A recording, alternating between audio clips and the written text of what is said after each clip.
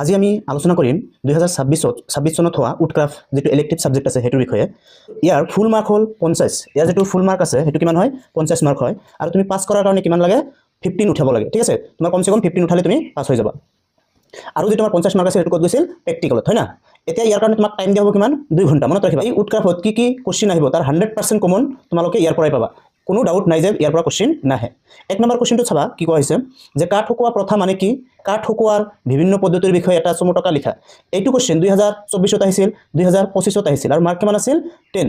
2024 ৰ কাৰণে 10 আছিল, কিন্তু যেতিয়া 25 ত আহিছিল এইটো কোশ্চেনে আছিল জাস্ট 7 দি দিছিল মাৰ্ক। তো তোমালোকে মাৰ্ক চাই কিন্তু কোশ্চেনৰ এনসাৰ দিব লাগিব। মনত ৰাখিবা মাৰ্কৰ ওপৰত ডিপেন্ড কৰি কোশ্চেনৰ এনসাৰ লিখিবা। উডক্ৰাফ্টৰ এইটো হল বিশেষ এটা গুণ।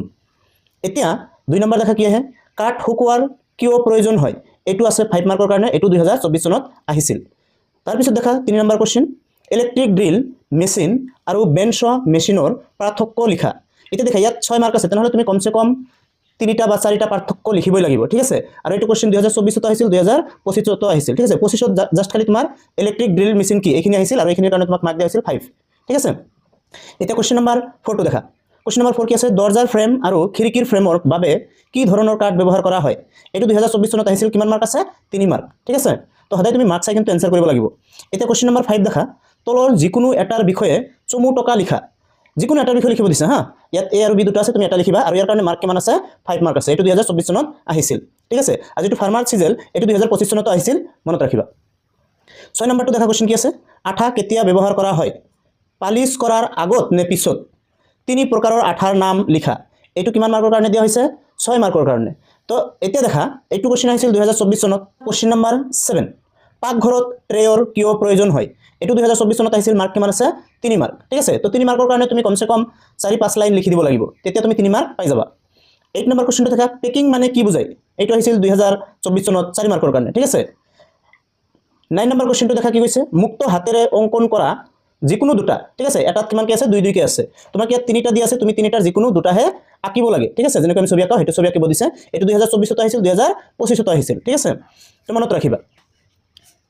3 নম্বৰ কোশ্চেনটো দেখা কি কৈছে, প্ৰাথমিক চিকিৎসা মানে কি। এইটো কিমান মাৰ্কৰ কাৰণে আছে 4 মাৰ্কৰ কাৰণে, 2024 চনত আহিছিল, ঠিক আছে। আৰু এইটো 2026 চনত 100% আহিব। তাৰ পিছত দেখা 11 নম্বৰ কোশ্চেনটো, কাঠ শুকোৱাৰ সুবিধা আৰু অসুবিধাৰ বিষয়ে উল্লেখ কৰা। এইটো 2025 চনত আহিছিল, কিমান মাৰ্কৰ কাৰণে 6 মাৰ্কৰ কাৰণে, ঠিক আছে। তো 6 মাৰ্কৰ কাৰণে তুমি কমসে কম 1 পৃষ্ঠা বা 1.5 পৃষ্ঠা মান লিখিব লাগিব। এতিয়া দেখা কোশ্চেন নম্বৰ 12, কাঠত কেতিয়া পুটিন ব্যৱহাৰ কৰা হয়, চমুকৈ লিখা। ইয়াত কিমান মাৰ্ক আহিছে 4 মাৰ্কৰ কাৰণে, 2025 চনত আহিছিল, ঠিক আছে। তো নাম্বাৰ কিন্তু তোমালোকৰ উডক্ৰাফ্টত 1 মাৰ্কৰ কোশ্চেন নাহে প্ৰায়, ঠিক আছে। 1 মাৰ্কৰ কোশ্চেন উডক্ৰাফ্টত নাহে প্ৰায়, 2 বা তাতকৈ বেছি আহে। তো তোমালোকে যেটা কোশ্চেন পঢ়িবা অলপ লংকে পঢ়িবা, ঠিক আছে। এতিয়া দেখো কোশ্চেন নম্বৰ 13, পেকিং কৰা বস্তু আৰু পেকিং নকৰা বস্তুৰ বিষয়ে চমুকৈ ব্যাখ্যা কৰা। বজাৰত কোনটোৰ চাহিদা বেছি। এইটো দিছে 6 মাৰ্কৰ কাৰণে, তোমাৰ 2025 চনত এইটো আহিছিল, ঠিক আছে। আৰু এইবিলাক কোশ্চেন ৰিপিটেড হৈ থাকে, কাৰণ ইয়াত উডক্ৰাফ্টত কোশ্চেন আছে মাত্ৰ তোমাৰ 30 পৰা 40টা বা 45টা মান। এইকেইটা কোশ্চেনে বাৰে বাৰে ঘূৰাই দিয়ে। তো তোমালোকে একেই কোশ্চেন কি কৰিবা ৰিপিট পাবা। তো ইয়াত যেহেতু কোশ্চেন ইমান নাই, তো মাৰ্ক উঠোৱা পদ্ধতিটো একেবাৰে সহজ আৰু সকলোৱে লেটাৰ ইয়াত পায়, ঠিক আছে। তো যেটো আমি অন্তিম ইম্পৰ্টেন্ট কোশ্চেন লৈছো সেইটো হল নিম্নলিখিতৰ যিকোনো এটাৰ বিষয়ে চমুটকা লিখা। এইটো আহিছিল 6 মাৰ্কৰ কাৰণে, 2025 চনত আহিছিল, ঠিক আছে। এতিয়া দেখা 1 নম্বৰ দিছে কি, এ number polish, 2 number farmer chisel, 3 number কলম ষ্টেণ্ড আৰু 2 নম্বৰ ফাইল ট্ৰে। এইখিনিৰ বিষয়ে তোমাক কি চমুটকা লিখিব দিছে, এটা বিষয়ে কিমান মাৰ্ক দিছে 6 মাৰ্ক। তো তুমি অলপ এইটো লংকৈ লিখিব লাগিব, ঠিক আছে। এতিয়া কথা হল তোমালোক কেতিয়াবা ছবি আঁকিব দিয়ে, এই ফাইল ট্ৰেৰ আৰু কলম ষ্টেণ্ড যে আছে এইকেইটা কিন্তু বিশেষকৈ তোমাৰ ছবিৰ ওপৰতহে বেছি ইম্পৰ্টেন্ট দিয়া হয়। তো ইয়াত যেহেতু চমুটকাৰ ভিতৰত আহিছে, তোমালোকে চমুটকাও পঢ়িবা লগতে কি কৰিবা ইয়াৰ ছবি কিন্তু আঁকি যাবা, ঠিক আছে। ছবিবিলাক ইম্পৰ্টেন্ট হয় আৰু ইয়াৰ মাৰ্ক কিন্তু একদম গড মাৰ্ক হয়, কম মাৰ্ক নাই। তো অলপ লংকে পঢ়িবা, যিখিনি ইম্পৰ্টেন্ট দিলে এইখিনি তুমি চালে বাকি কোনো কোশ্চেন চাব লগা নাই।